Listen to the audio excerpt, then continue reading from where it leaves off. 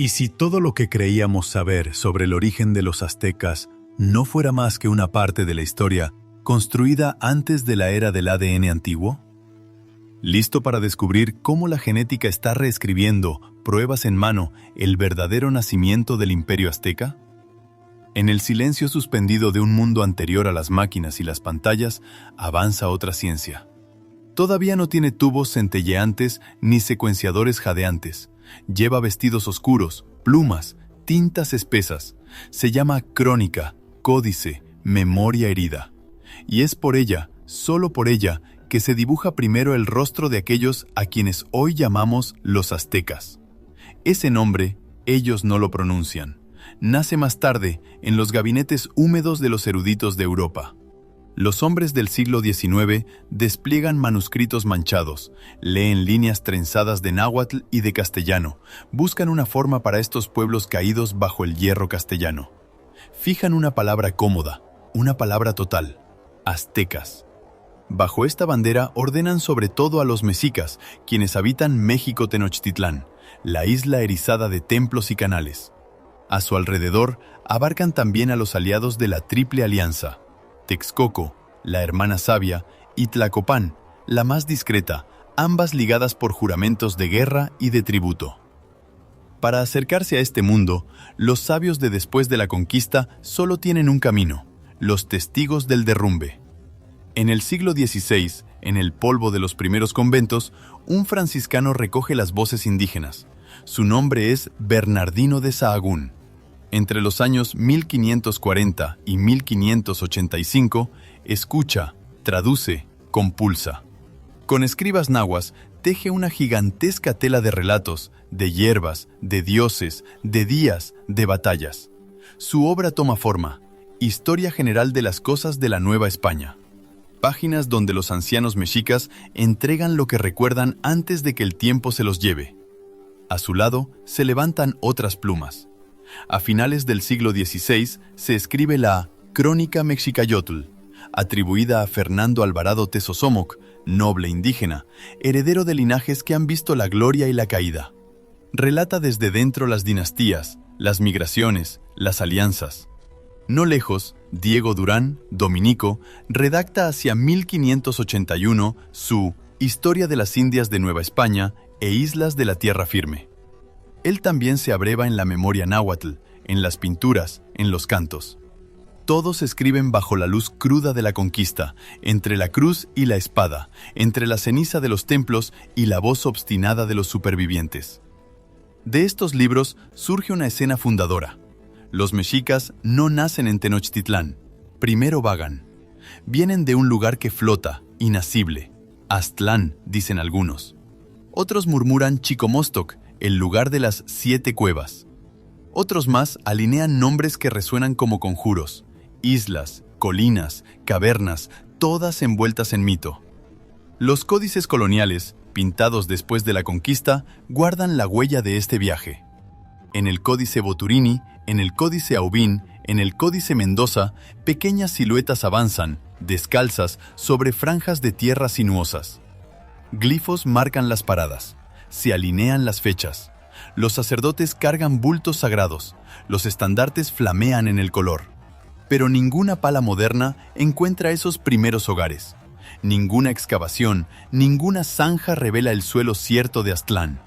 La arqueología, paciente y tosuda, excava el norte, escruta los valles, tamiza las ruinas. Nada se impone como la tierra originaria de los mexicas. La genética, todavía muda en esa época, tampoco zanja la cuestión. Aztlán permanece suspendido. Ni simple ficción, ni lugar confirmado. Un eje entre memoria y mito.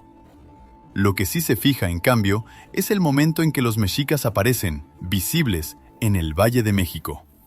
Los arqueólogos sondean las capas de tierra bajo la megalópolis actual. Remontan los sedimentos, datan los carbones, leen las cerámicas.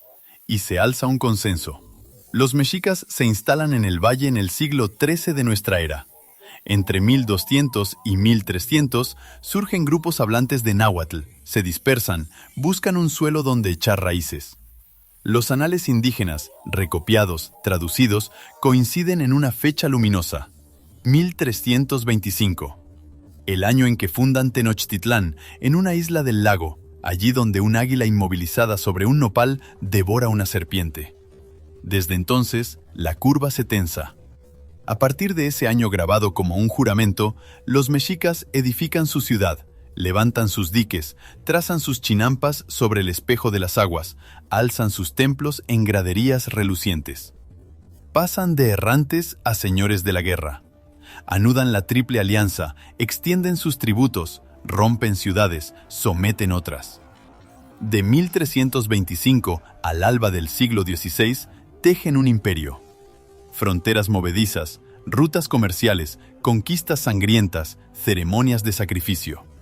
Por fin, en los años 1519-1521, la ola española viene a golpear esta arquitectura de piedra y de carne. La conquista derriba el imperio, pero deja tras de sí ruinas habitadas, huesos, archivos. ¿De qué, siglos más tarde, reavivar las huellas? En este mundo anterior a la genética, sin embargo, se forja otra llave, discreta, erudita: la lengua. Los mexicas hablan náhuatl. Este habla no está aislada. Responde, por sus sonidos, sus raíces, a otras lenguas extendidas de norte a sur, de desiertos a mesetas. A finales del siglo XIX, algunos lingüistas observan estos parentescos. J.W. Powell, luego Edward Sapir y otros comparan las palabras, trazan las evoluciones de los sonidos, reconstruyen ancestros comunes. Se perfila una gran familia, uto-azteca o uto-aztecano. En esta red, el náhuatl es una rama meridional. Más al norte, otras lenguas, en las tierras de Sonora, Chihuahua, Arizona, Nuevo México, llevan ecos de esta misma raíz. La lingüística del siglo XX afina estos vínculos. Desplaza las líneas en el mapa. Sitúa el área de origen probable de estas lenguas en el noroeste de México o el suroeste de los actuales Estados Unidos. Lo hace sin huesos, sin ADN, solo por la trama sonora de los vocablos, por las leyes que rigen las mutaciones de consonantes y vocales. Domina una hipótesis. Desde estas regiones áridas, los hablares uto-aztecas descienden hacia el sur, se expanden, se ramifican hasta la Mesoamérica central. La arqueología, por su parte, intenta ajustar sus sombras a este lienzo lingüístico. Al norte de México, en los valles de Chihuahua, se alzan las ruinas de casas grandes, paquimé, muros de adobe, habitaciones en hilera, objetos de cobre, conchas venidas de lejos. Más al oeste, las laderas de la Sierra Madre Occidental llevan otras tradiciones materiales, otras cerámicas, otros esquemas de habitación. Algunos investigadores sugieren vínculos entre estas culturas y poblaciones que hablan lenguas uto-aztecas. Imaginan flujos humanos, migraciones, deslizamientos de comunidades del norte hacia el sur. Pero no son todavía más que pasarelas hipotéticas. Ningún genoma antiguo viene a confirmar estas filiaciones. La historia se construye con los tiestos, los planos de los pueblos, los motivos de la cerámica. Y el debate sigue abierto. En el centro de este debate planea siempre la figura turbia de Aztlán. Es un lugar histórico, fijado en algún punto de estas provincias del noroeste, a la orilla de un lago, al pie de colinas. O un espejo mítico que condensa desplazamientos antiguos, quizá de siglos, transformados en un relato único. Los historiadores se enfrentan en los libros, oponen lecturas. Algunos quieren ver allí una memoria deformada de una partida real.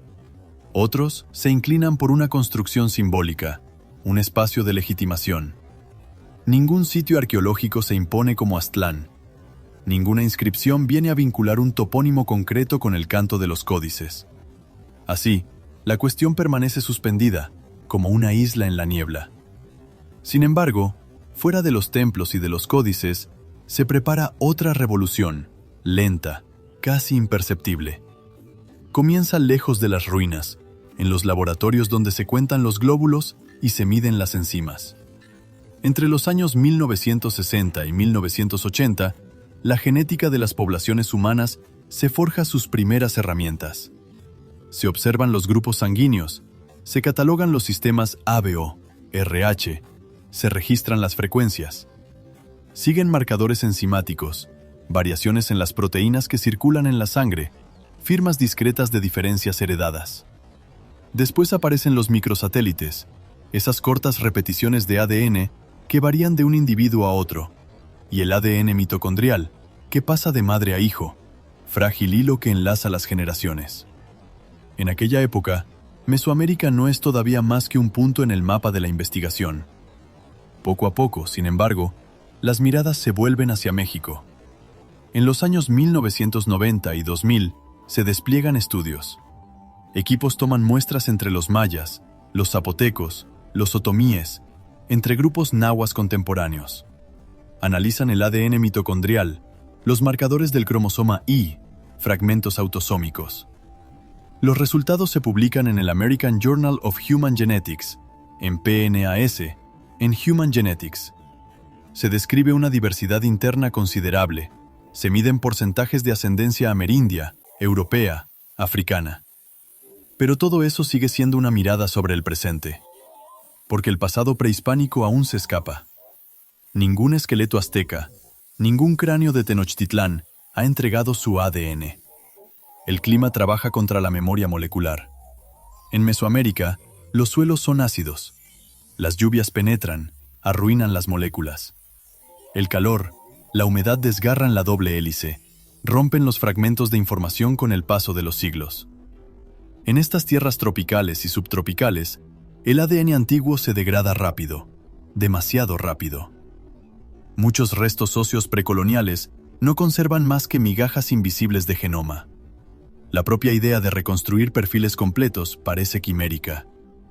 Sin embargo, en el umbral de los años 2000-2010, se enciende una nueva fragua. Laboratorios europeos y norteamericanos ponen a punto métodos de enriquecimiento dirigido. En lugar de intentar leerlo todo, aprenden a capturar porciones precisas del genoma, a pescar, en medio del ruido, las secuencias más informativas. La secuenciación de alto rendimiento, el Next Generation Sequencing, irrumpe como una cascada de datos. Se leen miles de millones de fragmentos en paralelo.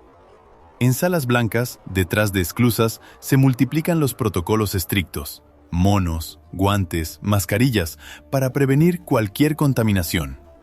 A partir de restos humanos muy antiguos, ya medio disueltos en la tierra, se logra extraer unas pocas migajas de ADN aún aprovechables.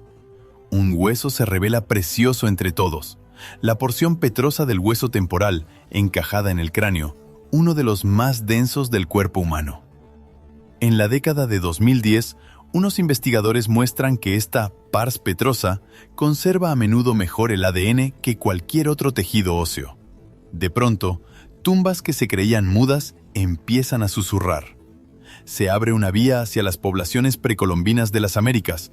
Incluso en Mesoamérica, incluso en esos climas hostiles, renace la esperanza, la de hacer hablar a los muertos de la época azteca.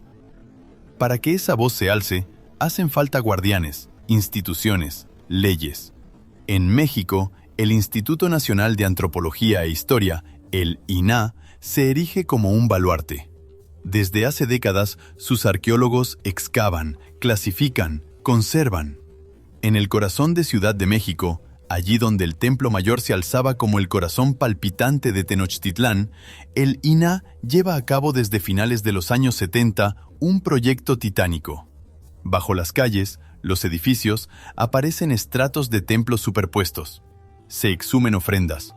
Surgen centenares de restos humanos, sacrificados, enterrados, depositados según ritos rigurosos. Tlatelolco, la hermana comerciante de Tenochtitlán, entrega también a sus muertos. Se revelan otros sitios del Valle de México. Todos esos huesos pertenecen al patrimonio de la nación. Leyes federales los protegen, enmarcan cada toma de muestra. Nadie perfora un fragmento de diente, nadie taladra una pars petrosa sin el aval del INAH. El patrimonio arqueológico es sagrado, no por superstición, sino porque encarna siglos de memoria. La genética antigua, para acceder a esas reliquias, debe componérselas con este marco jurídico estricto, con comités, autorizaciones, protocolos. A lo lejos, en Europa y en América del Norte, se preparan otros actores. En Leipzig, en Alemania, el Max Planck Institute for Evolutionary Anthropology se alza como una ciudadela del ADN antiguo. El laboratorio de Svante Pääbo, pionero de estas técnicas, inventa allí gestos, métodos que cambian la manera de escuchar a los huesos. Más tarde, otros investigadores, como Johannes Krause, toman el relevo, amplían las investigaciones. En Harvard, David Reich instala su propio laboratorio, dedicado a los genomas humanos antiguos. Se forman equipos, grandes, interdisciplinarios, listos para colaborar con las instituciones de los países cuyos muertos analizan. Pronto, se tienden puentes entre estos centros lejanos y México. Investigadores mexicanos de la UNAM, la Universidad Nacional Autónoma de México y del INAH entablan diálogos, negocian proyectos. La genética antigua no se hace en un solo país, sino en red. Financiamientos vienen a irrigar estas alianzas. CONACYT en México, National Science Foundation en Estados Unidos, fundaciones europeas. Sobre el papel de los convenios se dibujan listas de especímenes, planes de análisis, compromisos éticos. En los pasillos resuena una pregunta inmensa. No es solo científica, es íntima, política, candente. ¿Qué revelará el ADN de los habitantes de Tenochtitlán? Las poblaciones que viven hoy en México, aquellas que aún hablan náhuatl, aquellas que llevan rasgos indígenas en el campo y en las ciudades, ¿son las descendientes directas de esos antiguos habitantes? ¿O bien, la conquista, las enfermedades, los mestizajes han roto el hilo? A la genética se le asigna una tarea: aclarar las continuidades y discontinuidades entre las poblaciones prehispánicas del Valle de México y los pueblos indígenas de hoy. Pero esta tarea oculta otra, más sutil. El imperio azteca no es un bloque uniforme. Tenochtitlán dirige, pero reina sobre un mosaico de ciudades, de provincias, de pueblos conquistados o aliados. Los investigadores quieren saber si ese mosaico también se lee en los genes. Las élites mexicas portan una firma distintiva, formada por alianzas controladas, por uniones selectivas, por la circulación de nobles venidos de otros lugares. ¿O bien el imperio se funda en una población genéticamente cercana, un continuo donde las diferencias se juegan sobre todo en la lengua, el vestido, la lealtad política? Las comunidades indígenas actuales, por su parte, observan atentamente estos proyectos. Las organizaciones indigenistas, las instituciones culturales, ven en estas investigaciones una promesa y un peligro. Una promesa, porque la genética puede atestiguar una profundidad de ascendencia, un vínculo tangible con las poblaciones prehispánicas, frente a siglos de devaluación, de racismo, de borramiento. Un peligro, porque reducir la identidad a marcadores biológicos puede congelar, fijar, cosificar lo que es vivo, cambiante. Hacen falta protocolos éticos, consultas, consentimientos informados. Los investigadores deben comprometerse a devolver los resultados, a hablar de ellos con las comunidades implicadas, no a encerrarlas en categorías. Más allá de México, la tormenta ya está aquí. En las revistas de antropología, en las columnas dedicadas a la ética de la investigación, se alzan voces. Interrogan el uso de la genética para definir el origen de los pueblos indígenas. Denuncian el riesgo de instrumentalización política, de simplificación brutal. Un perfil de ADN no dice una cultura, una lengua, una historia de resistencia. Puede ser sobreinterpretado, utilizado para impugnar derechos, para jerarquizar grupos, para rigidizar identidades que son, por naturaleza, históricas, relacionales. Así, en vísperas de sumergirse por fin en los huesos de los mexicas, el mundo científico se encuentra atrapado entre dos fuerzas. Por un lado, la potencia inédita de las herramientas moleculares, capaces de leer en el polvo de los siglos. Por el otro, la necesidad de respetar a los vivos, de no dejar que cifras y gráficos borren la palabra de los pueblos. El destino de las investigaciones sobre los orígenes de los mexicas se juega ahí, en esa tensión, entre laboratorios estériles y asambleas comunitarias, entre archivos coloniales y secuenciadores de alto rendimiento, entre el llamado ardiente de la verdad y la prudencia impuesta por la historia. Por encima de esta escena compleja, la pregunta permanece, implacable, como una cumbre aún invisible detrás de la bruma. Cuando los primeros genomas mexicas se levanten de la tierra, ¿qué dirán realmente de quienes, hoy, caminan sobre las ruinas de Tenochtitlán?